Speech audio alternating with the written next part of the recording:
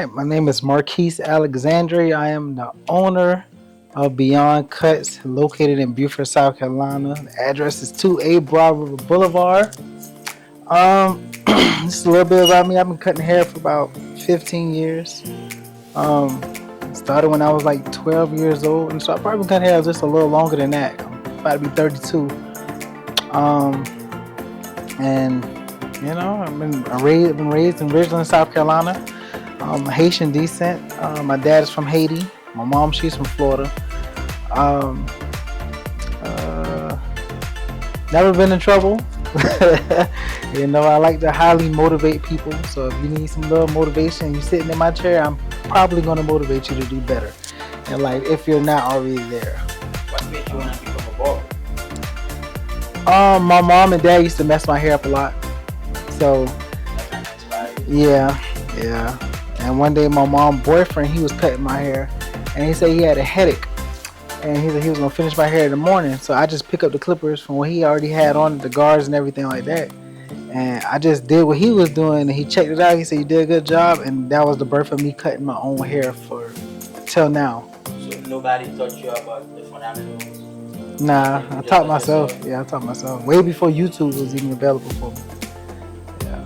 So how do you have how do you work your way now to get to your own barbershop, like your own barber now? How do you Um, get there? Where do you start? Did you just do it for people before? Where do you start? So I started off at Fresh Cuts in Beaufort, South Carolina, on Paris Island Gateway. I started off there.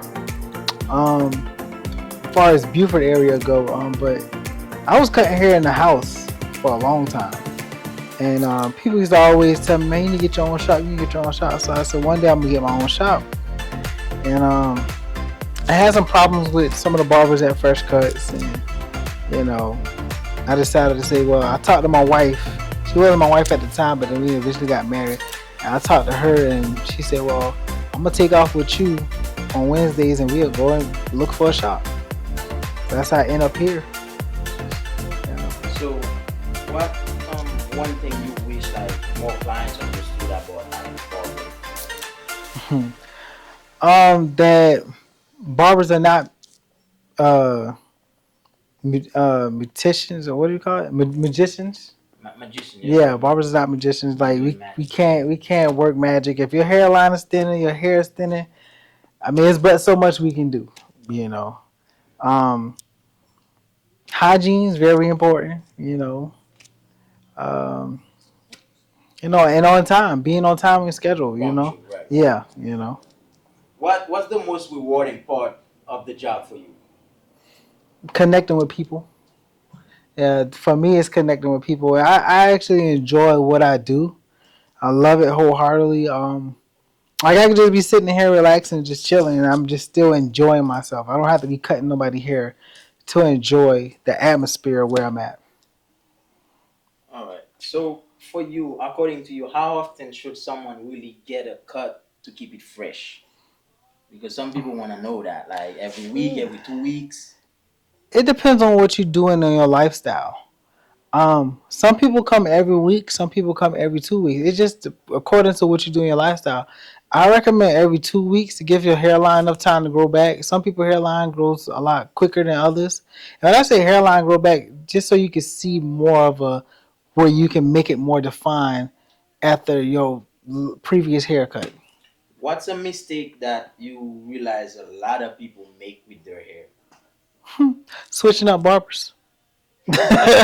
No, seriously, that's the biggest mistake people make with their barbers. Like when you find a Stick with specific it. barber, just stay with your barber. Even if they're not as good, eventually they're going to get better at your hair. So just stick with your particular barber that you like. Right. All right.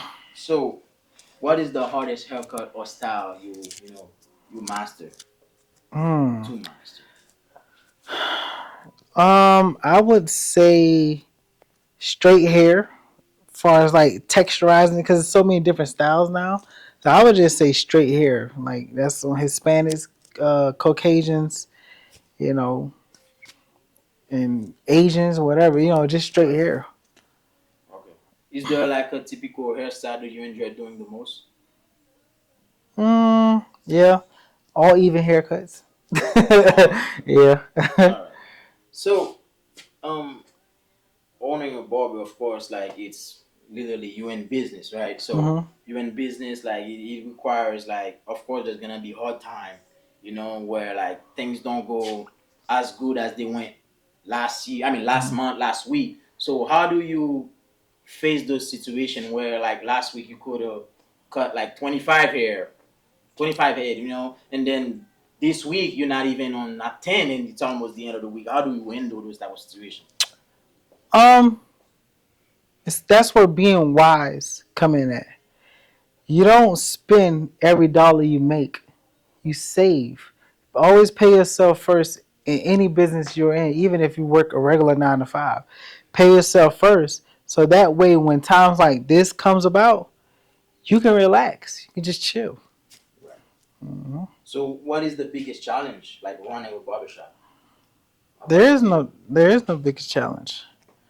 It's just if you're doing what you like every day, it's never a challenge.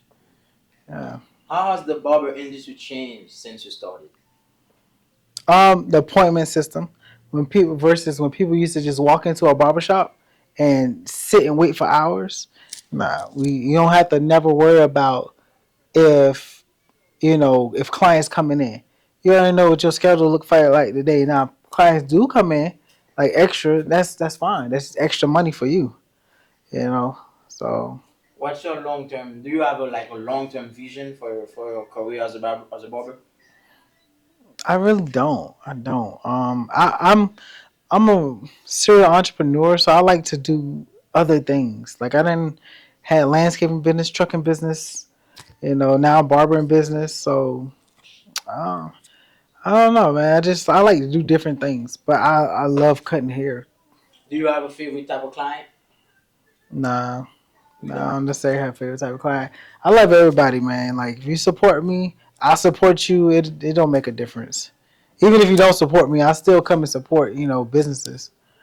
Yeah. So, do you cut your own hair? Yes. So, what's the vibe you try to create like in your chair?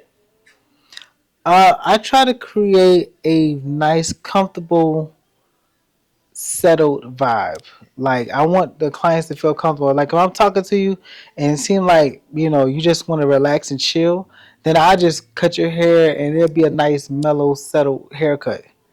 I'm not trying not to run my mouth too much or whatever like that. Okay.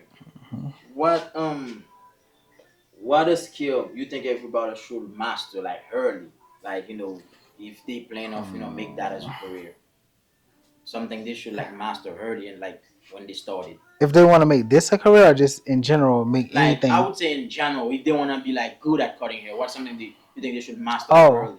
um, I would. Something I think they should master early is building relationships with people, being able to like talk to people in general, because you're not gonna always see the same person in your chair all the time. Like you may get somebody in the military and you cut their hair for 3 years and then after that they're They gone. move, yeah. Yeah, so it's better to build relationship with people so you can continuously build relationships with different people. You know, So what's ever a good barber versus a great one? um, their morals, their ethics, and their professionalism.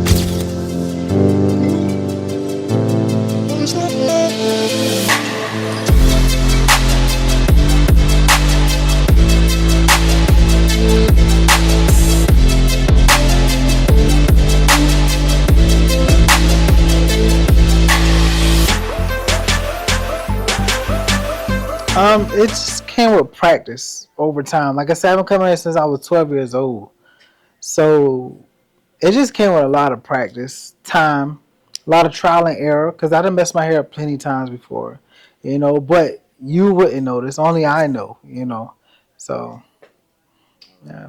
hmm So how long you've had this barber, like this location? Because I know you Um, started from somewhere, now you're here. I had this location for 3 years. 3 years. Started in March 20th. March 20th.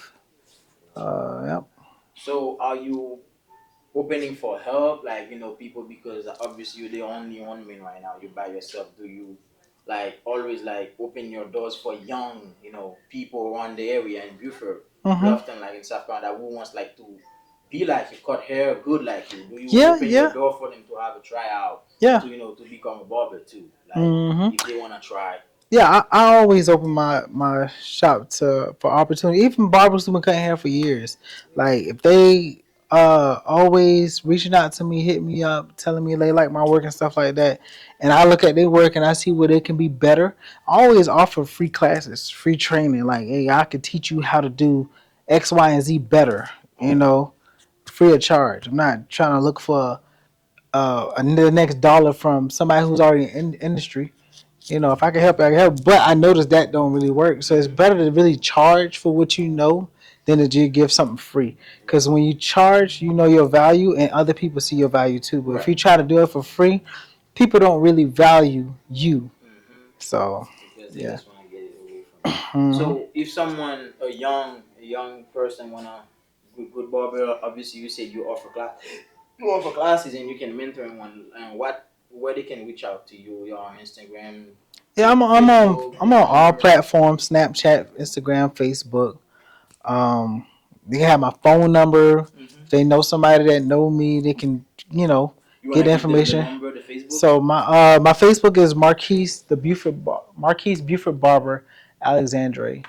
Um, and that's the same on Instagram, Marquise Beaufort Barber Alexandre, and then Snapchat is Crispy Cuts. Um, what else? TikTok is Marquise Beaufort Barber.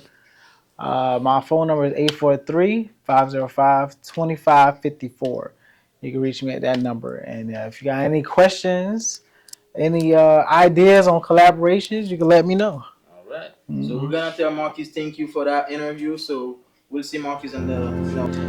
And I appreciate y'all for tuning in. We get back at you.